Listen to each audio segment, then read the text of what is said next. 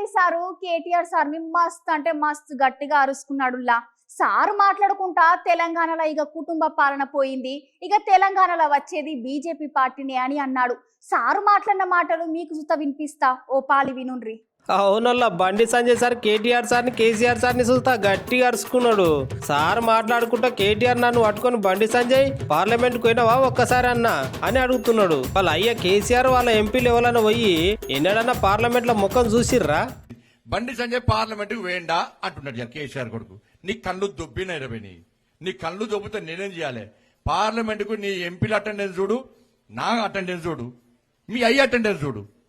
మీ అయ్య ఎప్పుడన్నా కరీంనగర్ ప్రజలు ఓటేసి గెలిపిస్తే, మహబూబ్ నగర్ ప్రజలు ఓటేసి గెలిపిస్తే మీ అయ్య ఎప్పుడన్నా పార్లమెంట్కు పోయిండా? చెప్పు, సమాధానం చెప్పు. తెలంగాణలో ఇంతమంది చచ్చిపోయారు, 1400 మంది చచ్చిపోయారక. చచ్చిపోయాక మా సుష్మా స్వరాజ్ ఏం చేసింది? అరే తెలంగాణలో పిల్లలు చచ్చిపోతున్నారు, చచ్చిపోకూరు మీరు, మీ తెలంగాణ కోసం మేము కొట్లాడతామని చెప్పి పార్లమెంట్ లా సుష్మా స్వరాజ్ గారు మేము బిల్లు పెడతామని బెదిరిస్తే, కాంగ్రెస్ వాళ్ళు బిల్లు పెడితే సుష్మా స్వరాజ్ గారు మద్దతు ఇస్తే పార్లమెంట్ లో కొట్లాడితే తెలంగాణ రాష్ట్రం వచ్చింది. అంతేకాకుండా కేటీఆర్ పోయి పార్లమెంట్ లో వాళ్ళ అటెండెన్స్ నా అటెండెన్స్ చూసి మాట్లాడని వార్నింగ్స్ ఇచ్చిండు. మరి తెలంగాణ రాష్ట్రం వస్తే కేసీఆర్ పార్లమెంట్ లో మాట్లాడాలి కదా, పోయి పార్లమెంట్ లో ఓటు వేయాలి కదా.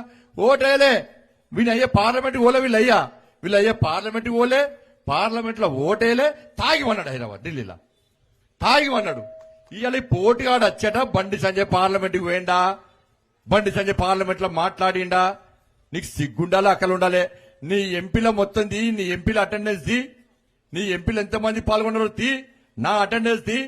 మీ అయ్యను ముఖ్యమంత్రి చేసాక తాగి ఫామ్ హౌస్ ఎప్పుడు కనబడ్డాడు అక్క కేసీఆర్ మీకు బయట?